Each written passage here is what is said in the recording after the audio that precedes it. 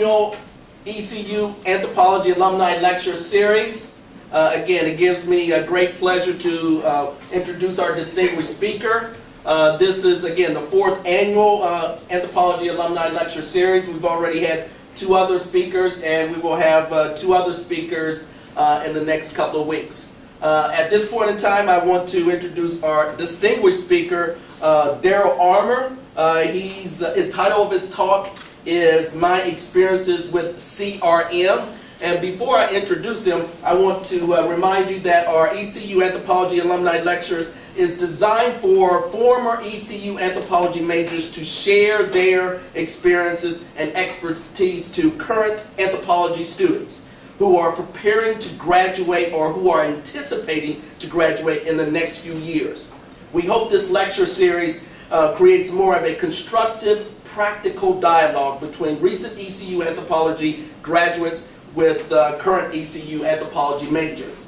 Again, the title of the talk of Daryl's is My Experience in CRM. He's currently a research fellow at Oak Ridge Institute of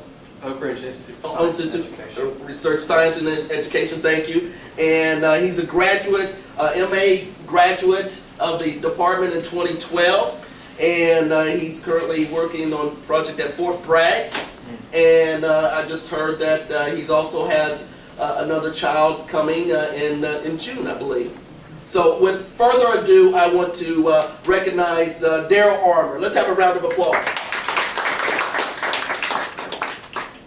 All right. So I wasn't quite sure how to do this. I figured I would make it as informal as possible, but give you guys a little information about me and my experiences within the field of CRM, explain to you a little bit about what CRM is, and then if anybody is going into the field, kind of what you can expect out of it. So I got my BA from Appalachian State in 2007, and from there I moved to Ohio after getting an internship and kind of got my foot in the door with doing CRM archaeology. But pretty much I've been able to work in a variety of places. West Virginia, Pennsylvania, Alabama, Mississippi, Louisiana, Ohio, Indiana, Maryland, and here. Diverse landscapes, getting to see a lot of interesting things and experience a lot of interesting things. As you can see by the car wreck, you get a lot of crazy things that can happen. And then, so at about 2009, I guess, is when the economy really started tanking, and a lot of CRM is driven by construction work, a lot of it dealing with infrastructure, power lines, pipelines, natural gas, highways, and work kind of fell out, and I decided to come back and get my master's at ECU. And so pretty much within the last semester here, I received a research fellowship with ORISE at Fort Bragg, working on various topics, kind of whatever I want to focus on, I can look at down there. So it's a pretty unique experience. So is anybody in archaeology major or focusing on archaeology in here? You are? Have you heard of CRM? So for the rest of you then, cultural resource management is very broad, but it tends to get, whittled down into people just think of archaeology when you think of CRM. But there's a lot more to that kind of industry that it could essentially be its own discipline. I've only dealt with the archaeology, and that's what I'm going to focus on. But it not only deals with archaeology or kind of generically what's in the ground historically, but also the built environment, historic structures.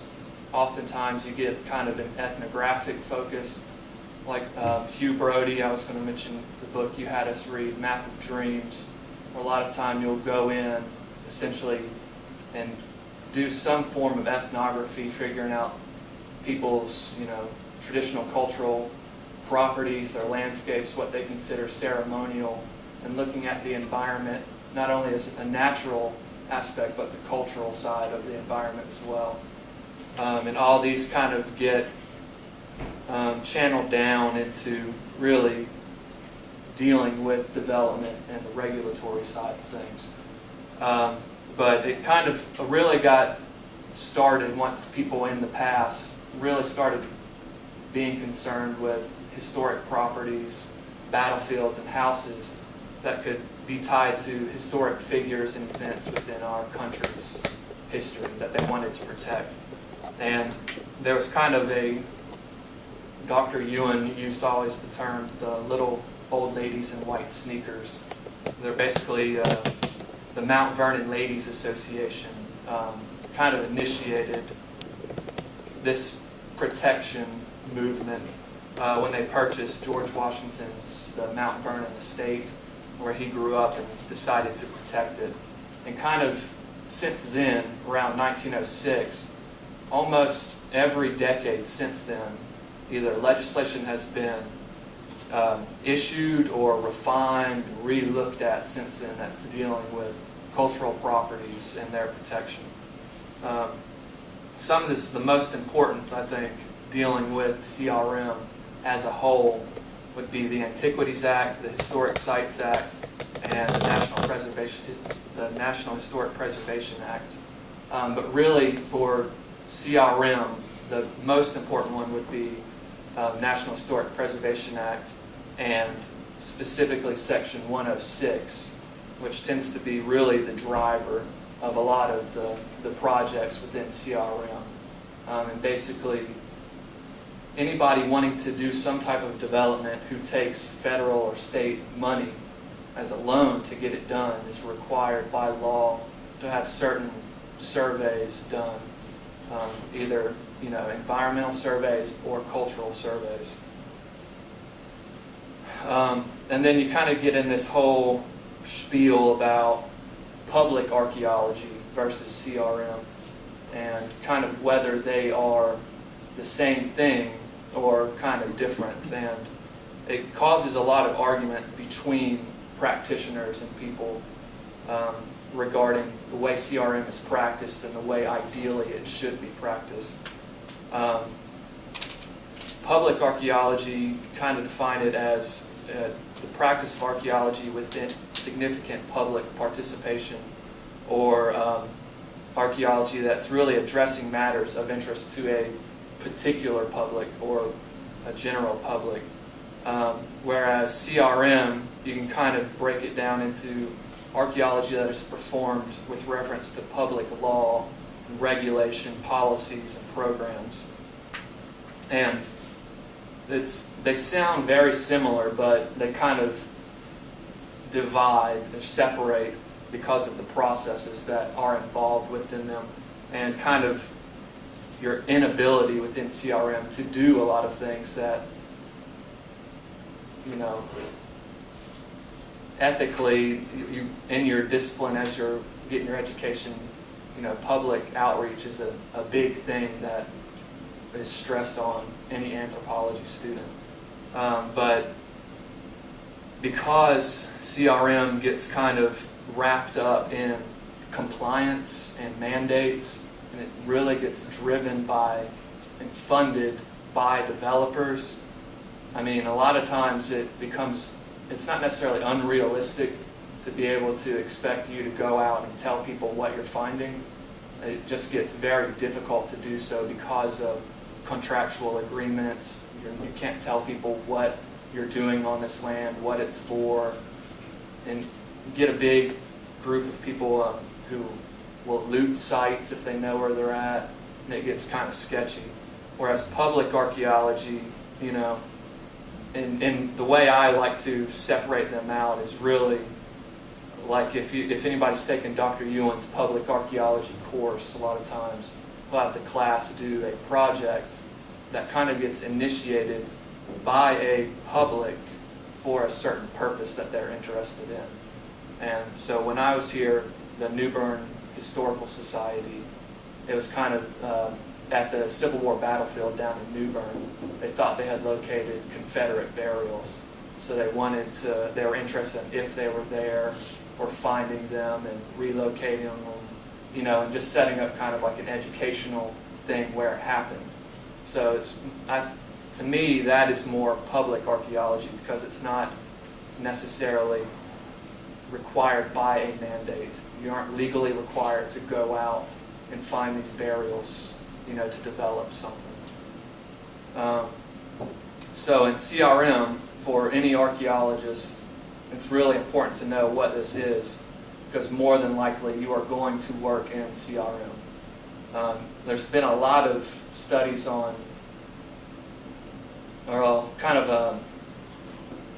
statistics on how many people are actually employed in various industries, academia, government, state and local, and private sector. And by and large, 80% of archaeologists in the United States work in CRM through a private sector, or even I would consider some of the federal as being a part of CRM. And in other countries, in Europe especially, more than 90% of archaeologists are wrapped up in a CRM. And typically, the pay rates on average are lower than other science-related degrees that kind of do similar things.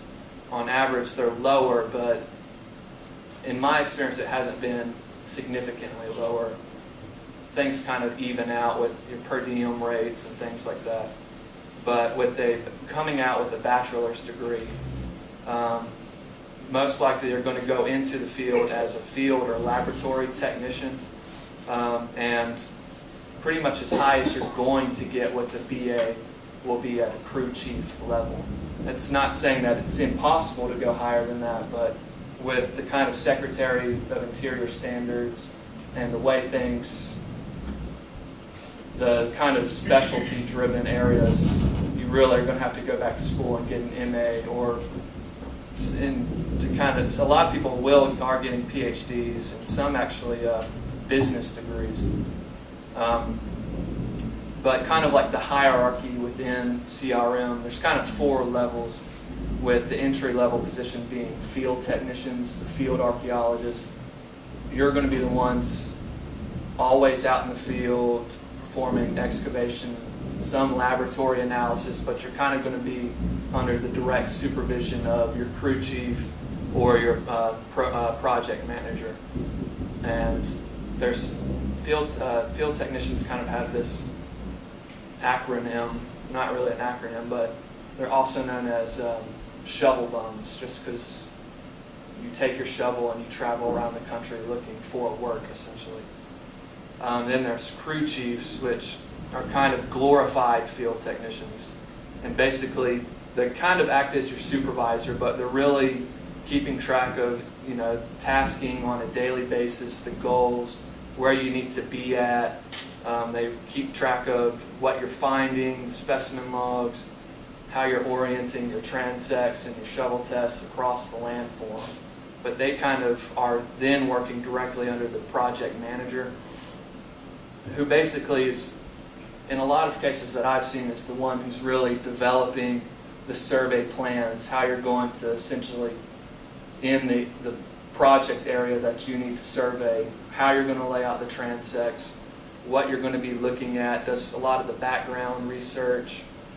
He's the one he or she is the one who mainly analyzes a lot of the artifacts, synthesizes a lot of the field notes taken by the technicians, does the report preparation, the crew logistics, where you're going to stay at, the hotels, how you're going to get there, and make sure you stay on budget. Because they have a bottom line that they want to make a profit on this as well. And then you got your principal investigator, who he'll do the same tasks as the PM oftentimes, but they will also take on more of the business end of the firm by preparing bids, to get contracts to do work. It's a bidding process, so essentially to be like, hey, we have this work. They'll send out a request for proposals and everything for various firms to submit how they're going to do this work, what it's going to cost the developer, and then they'll kind of gauge it from there on who they're going to let do the work. So they'll do a lot of the bidding, writing those RFPs, preparing the budgets. They'll interact a lot of times with the clients or the agencies. They're the spokesperson essentially, and they'll do a lot of the hiring, but they're more rarely in the field. And a lot of the PIs nowadays do tend to get MBAs just because they do get a lot more business oriented. And there's basically 3 phases of work that get performed within CRM. The phase 1 survey is basically what you will be doing the most of. It's the most profitable for a CRM firm because it's after doing it so long, you have an experience of how many shovel tests, which it'll take to systematically cover a landform or the project area. And then you budget that into how long it takes to dig those, how many people you need to dig them, how long it takes, and they have this down to a formula that they can pretty much tell you exactly the amount and time it's going to take, and then factor in all the overhead and everything. But essentially, you dig these things called shovel test bits. They're different in a lot of states, but they're all very similar. In North Carolina, there are 30 by 30 centimeter holes that you dig in the ground every 30 or 15 meter intervals across the entire landscape. And essentially what you're doing is trying to identify sites on the landscape that aren't known. So you're getting little holes everywhere that can essentially form a big picture of what's on the landscape.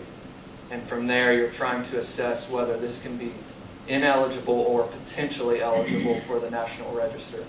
And a lot of times it will end there because the phase 1, a lot of developers really just want to know if there's a cultural resource on the landscape. If there is, they want to avoid it because they don't want to spend money on you going out there and assessing it any further, destroying something that could cause them, some type of legal issue. So oftentimes it'll end after the phase 1, and they'll kind of restructure where they're going to develop based on sites on the landscape.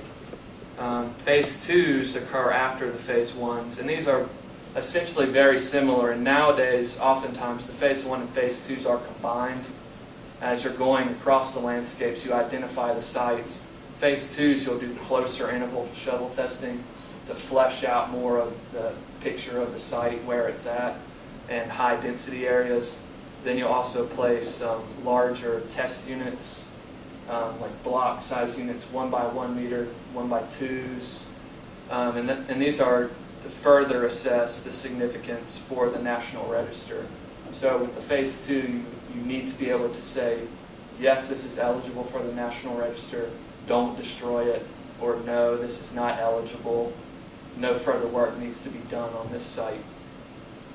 And then with the phase 3, which are very rare to do unless certain circumstances, but these are full-scale excavations where you're going in, you're trying to mitigate the entire site, get it out of the ground so they can develop on top of it. And from my experience, a lot of the phase 3 mitigations happen by accident because the developer was doing something they shouldn't have and ran into a site, burials or something, and then you got to go in and kind of take it all out of the ground. So basically, what you could expect going into the field with a BA are you're most likely going to perform phase 1s as they tend to be more profitable and are consequently more sought out.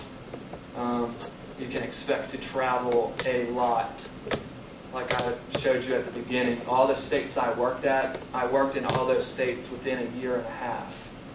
So you're constantly traveling.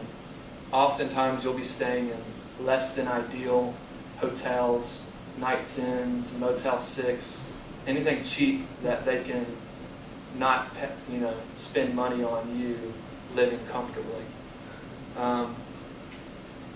It's not necessarily a bad thing. Sometimes it's really fun, but you will oftentimes meet really interesting people in the field.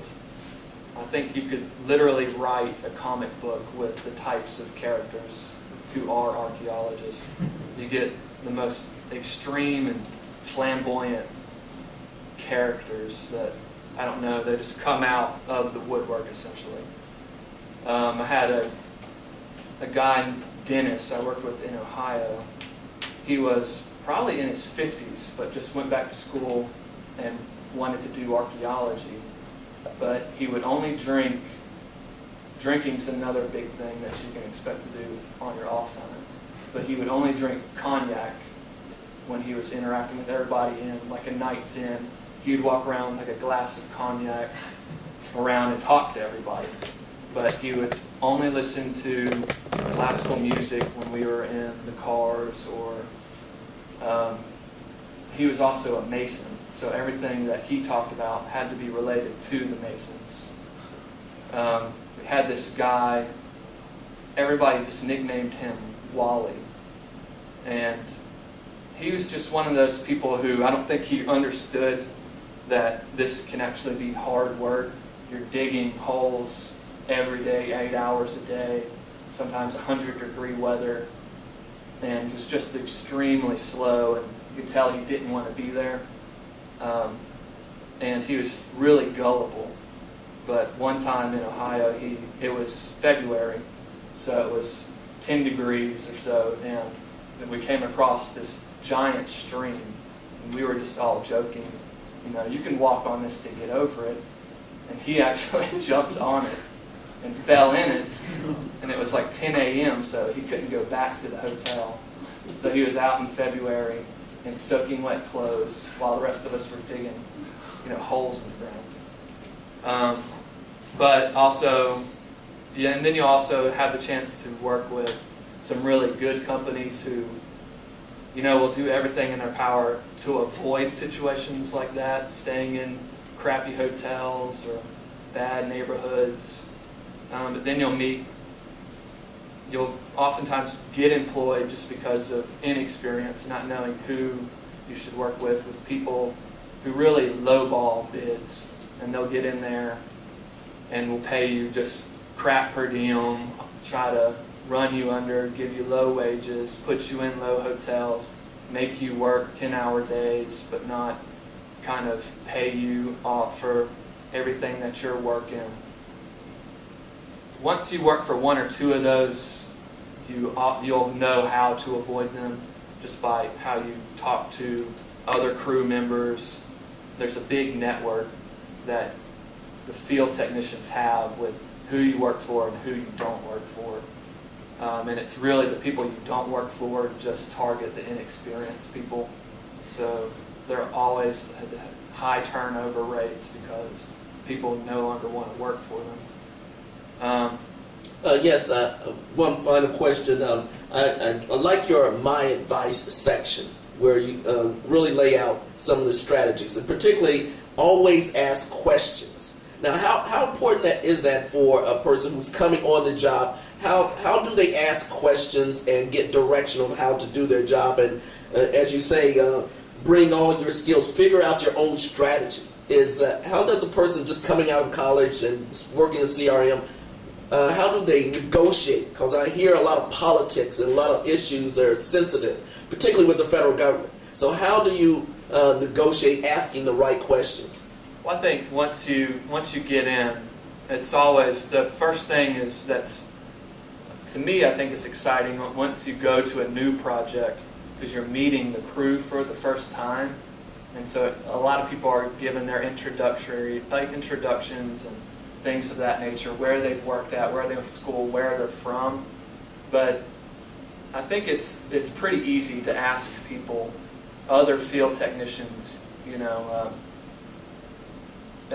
job-related questions. Who's a good company to work for? You know anybody that's hiring in the future? how long have you worked in this state, or things of that nature. But as you keep working in the field, and specifically I think as you work for more companies and you work more with one company, this field is small. So you will even, I've had jobs in Pennsylvania and then go down into Mississippi and run across the same people. And so you knew them when you worked 3 months ago in Ohio. It's kind of, hey man, what's been going on? What's changed? Any new work, whatever, things like that. Once you kind of work with a company longer and you know the people, the full-time people, it's kind of easier because you know each other's personalities, so you can ask them, hey, I'm interested in learning how to work the total station. Would you mind giving me pointers on that, and things of that nature. But as far as, developing your own skills, or realizing what you know how to do and showing it to them, it's hard to do. I'm doing it now at the company I'm working at. You get people who are just really set in their own ways of doing something and don't want to change it. And I'm realizing if you get to a situation like that, to just, not necessarily drop it, but just, I don't know, wait it out. But that to me has been fairly rare. But you'll meet people like surveying, methodology, skills, ArcGIS, the tech stuff. A lot of people who are into the technology side of archaeology, people of that always want to know different things and how to do things. But as far as report writing, research, interpretive stuff, you'll get people who don't want to change how they view stuff. And I think that's just a part of the anthropology discipline as a whole. Outstanding. Let's have another round of applause for Daryl.